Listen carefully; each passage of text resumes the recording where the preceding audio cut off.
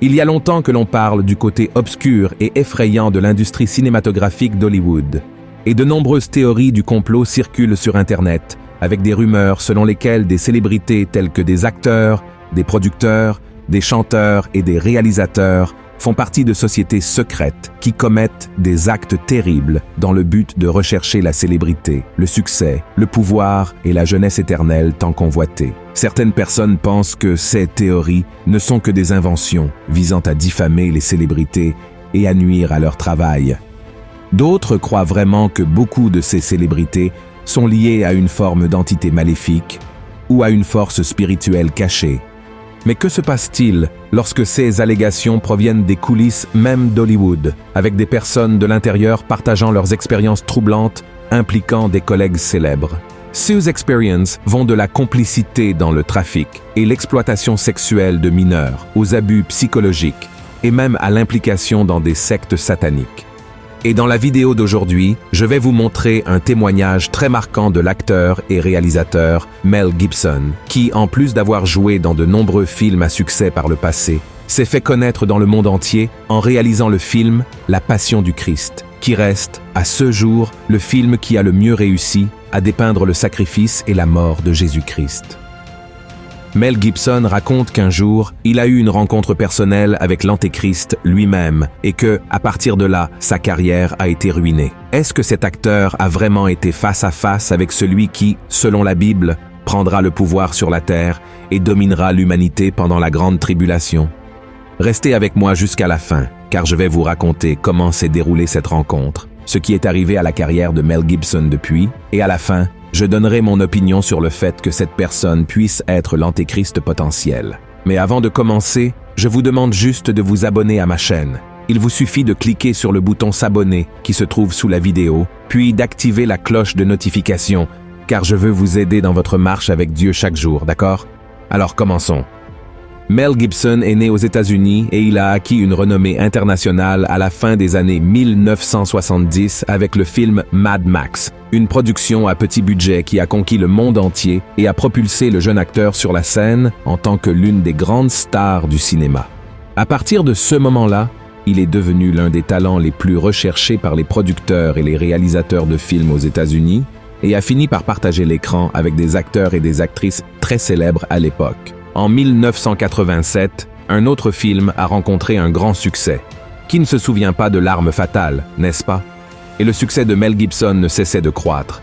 Il a fait des dizaines d'autres films à succès, prêtant sa voix à des dessins animés comme Pocahontas de Disney, entre autres travaux couronnés de succès. Mais le sommet de la carrière de Mel Gibson était encore à venir.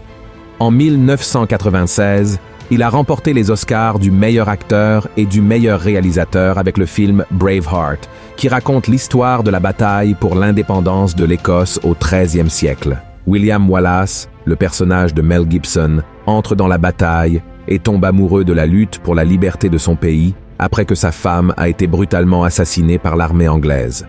Hollywood et le monde espéraient qu'à partir de ce moment, Mel Gibson deviendrait l'un des plus grands noms de l'histoire du cinéma, aux côtés de Steven Spielberg, par exemple. Mais peu de temps après, l'acteur aimé de tous a commencé à être mêlé à une série de scandales et de polémiques liés à la consommation d'alcool et aux problèmes de contrôle de la colère. Le curieux est que malgré toutes les nouvelles diffusées par les chaînes et les magazines à potins, Mel Gibson continuait à apparaître calme et charismatique lors d'interviews, de promenades dans les rues, sans jamais offenser ou agresser qui que ce soit. Mais les scandales continuaient d'éclater. Il a été arrêté pour conduite en état d'ivresse, accusé de faire des commentaires préjudiciables contre les personnes de couleur et aurait proféré des menaces contre son ex-femme. Malheureusement, cette série d'accusations négatives a entraîné une augmentation alarmante du rejet du public envers Mel Gibson, faisant en sorte que l'acteur ne soit plus appelé à participer à aucun grand film. Le curieux est que d'autres stars d'Hollywood à la même époque étaient accusés d'avoir commis des actes bien plus graves et rien ne leur arrivait. Pendant ce temps, Mel Gibson disparaissait peu à peu de la carte d'Hollywood.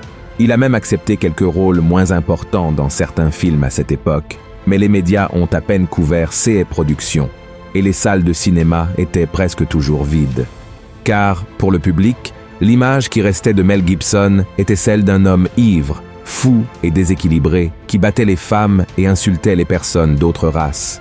Et à cause de cela, il ne méritait pas une seconde chance, et encore moins que sa version des accusations portées contre lui soit entendue. Et vous pourriez vous demander maintenant, mes pasteurs, pourquoi Mel Gibson a-t-il traversé tout cela, passant du ciel à l'enfer en si peu de temps? Qu'est-ce qui l'a fait perdre le contrôle de sa vie?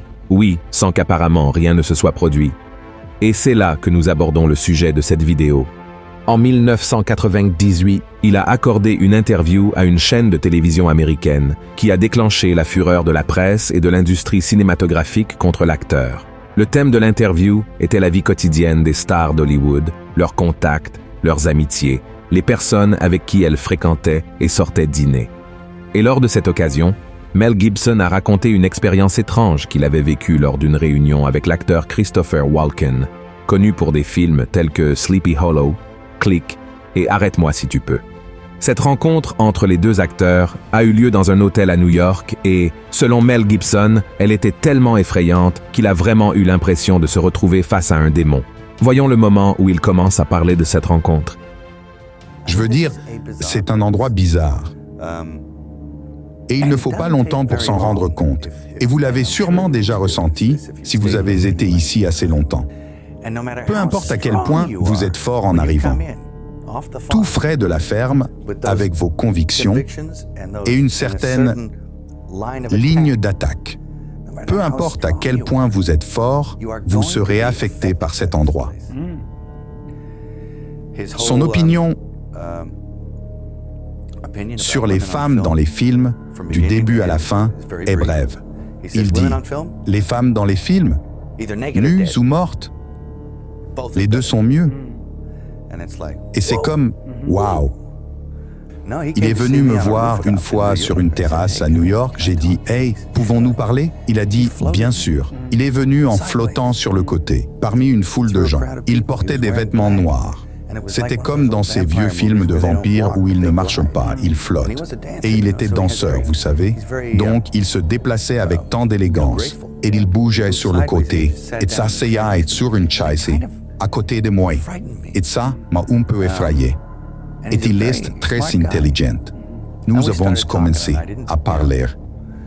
Et je n'ai même pas beaucoup parlé du scénario. Rien. J'ai juste commencé à lui parler du Moyen-Âge et il a commencé à parler de torture. Et nous avons changé de sujet pour parler de torture, parce qu'il avait lu un livre sur les tortures. J'essayais de me rappeler quelques-unes des choses les plus horribles que j'avais lues dans ce livre. Et il était du genre « oh ». Et il essayait de surpasser les tortures. Et mon assistant était là et est parti parce qu'il ne pouvait plus supporter. L'air était devenu froid. Et puis il est parti et je voulais aussi partir parce que je savais que je ne voulais pas travailler avec lui. Et les choses devenaient effrayantes. Et puis je me suis retourné et nous étions au sommet de l'hôtel Peninsula. Je me suis retourné pour éviter son regard à un moment donné. Et je regardais le bâtiment et j'ai vu un numéro 6 en haut où il y avait un énorme 6 triple illuminé en rouge. Et j'ai regardé d'un côté et j'ai vu un numéro 6. Et il regardait de l'autre côté en rouge. Et je regardais d'un côté à l'autre et il a commencé à sourire. Et j'ai pensé, oh non, Chris Walker est l'antéchrist. Quand je suis arrivé ici, j'avais dans la vingtaine. C'était la première fois que je venais vraiment ici. Et vous savez, j'avais beaucoup de paranoïa par rapport à cet endroit, sur ce qui diable se passait. Et je ne pouvais pas comprendre. Et personne ne se souciait vraiment de m'expliquer. Et j'ai formé beaucoup d'opinions sur cet endroit et sur ces gens. Ça ne pouvait vraiment pas être comme ça. Parce que tout l'endroit ne peut pas être comme, vous savez, un village de l'étrange. C'est comme quand il y a une personne étrange qui rôde et tout le monde au bar se tait et regarde et vous disent « Ne va pas à la maison en haut de la colline ». Et puis, vous y allez et vous pensez « Non, je me trompe ». C'était juste une pensée folle. Je suis paranoïaque. Vous avez imaginé ces choses. Et vous commencez à vous demander si ce n'est pas pour ça que certaines personnes agissaient d'une certaine manière. Et ensuite, avec le temps, vous découvrez que vous aviez raison sur beaucoup de ces choses. bien que pas spécifiquement juste. Vous commencez à réaliser que vos pires cauchemars étaient réels. Vous devenez un peu... C'est ce que je comprends comme commencer à nager avec les saumons contre le courant. Vous savez, si vous restez ici assez longtemps, vous vous retrouverez à faire ces choses. Et vous devez... Il y a une façon de le faire, sans vraiment le faire. Et ça prend du temps. Et ça demande de la détente. Ne pas être mal à l'aise. Acceptez-le pour ce qu'il est. Comprenez ce que c'est. Une fois que vous comprenez et que vous n'avez plus peur, vous commencez à le surmonter. Et alors vous pouvez vous concentrer sur ce que vous essayez de faire initialement. Un endroit comme celui-ci peut vous humilier. Et il peut vous humilier ou vous rendre humble. Il peut détruire votre vie en morceaux, si vous le permettez. Regarde ça, tu as bien remarqué quand Mel Gibson a parlé du numéro 666 en néon rouge, exactement le jour où il devait rencontrer Christopher Walken au milieu de cet hôtel à New York? Un autre point qui attire l'attention, c'est que Walken a souri en voyant la réaction de Mel Gibson face à ces chiffres, parce qu'il savait que l'acteur était chrétien et qu'il faisait toujours un point d'aborder sa foi avec les gens. Peut-être que Christopher Walken se moquait de Mel Gibson et de ses croyances. Et cela était si évident que l'assistant de Mel Gibson s'est senti mal à l'aise dans cet environnement et a dû partir parce qu'il ne supportait pas tant l'oppression spirituelle qu'il ressentait lors de cette rencontre. Et après cette réunion, Mel Gibson et Christopher Walken ne se sont plus jamais revus, encore moins travaillé ensemble sur aucun projet. Et le pire, à partir de là, tout a commencé à mal tourner dans la vie de Mel Gibson pendant longtemps, comme tu peux le voir. Pendant des années, il a été accusé, jugé par les médias et les gens.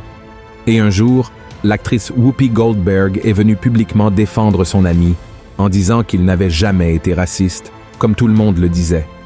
La vie de Mel Gibson a commencé à changer seulement en 2004, lorsque Mel Gibson a produit le film La Passion du Christ. Il voulait rappeler au monde entier que Jésus est venu sur terre non seulement pour parler de paix et d'amour. Il est venu avec une mission spéciale, mourir en sacrifice pour que son message de paix et d'amour soit le seul et le vrai, et qu'il ait le sens le plus profond de la rédemption humaine. Et comme je l'ai dit, aucune production cinématographique de l'histoire n'a réussi à dépeindre aussi bien la prophétie biblique sur la souffrance du Messie. Regarde ce que dit la Bible. Mais il était blessé pour nos péchés, brisé pour nos iniquités. Le châtiment qui nous donne la paix est tombé sur lui, et c'est par ses meurtrissures que nous sommes guéris. Nous étions tous errants comme des brebis, chacun suivait sa propre voie, et l'Éternel a fait retomber sur lui l'iniquité de nous tous. Il a été maltraité et opprimé, et il n'a point ouvert la bouche, semblable à un agneau qu'on mène à la boucherie, à une brebis muette devant ceux qui la tondent. Il n'a point ouvert la bouche. Et le film a été un véritable succès, rapportant plus de 600 millions de dollars au box-office, remplissant les salles de cinéma aux États-Unis et dans de nombreux pays du monde, et surtout, ramenant des milliers de vies à Jésus et en sauvant beaucoup qui étaient égarés du chemin du Seigneur. Et devant cela, je comprends que ce que Mel Gibson a vécu lors de cette rencontre avec Christopher Walken et dans les années suivantes, avec toute la persécution et les injustices, était en fait une grande bataille spirituelle. Satan pouvait ne pas savoir que Dieu avait déjà prévu d'utiliser Mel Gibson pour faire un film sur le sacrifice de Jésus, car il n'a pas le pouvoir de prédire l'avenir, mais il savait que cet homme craignait Dieu et il voulait beaucoup être utilisé par lui de manière puissante. C'est pourquoi l'ennemi a utilisé toutes ses armes pour essayer de détruire Mel Gibson et de contrecarrer les plans du Seigneur. Mais à aucun moment Dieu ne l'a abandonné et la victoire est venue, tellement que maintenant Mel Gibson est en train de terminer la suite de son film, qui s'appellera La Passion du Christ, Résurrection.